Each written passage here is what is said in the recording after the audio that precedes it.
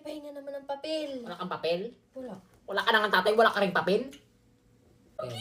Hindi siya timbihin. Te! Ang ingay-ingay mo, di kami makapag-concentrate. Bobo ka na nga, cellphone ka pa ng cellphone. Kung nakikinig ka kay ma'am, eh di may nasagot ka sa tanong niya. Oo nga.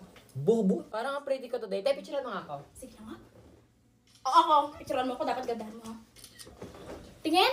Ano ba yan, te? Ang pangit, ganda-ganda ng kuha ko sa'yo, tapos sa akin pangit. Tay, pangit ka naman na kasi talaga. Ganda ko dito. Tay, may tanong ako.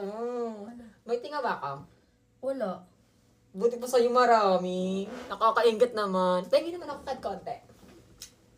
Eh, anong lotion gamit mo? Secret, basta parehas kami na ginagamit ni Pia. Patingin?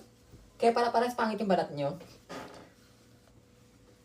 Tay, perfect ako sa exam. Same na baka Te, baby. zero ako Bobo ka kasi.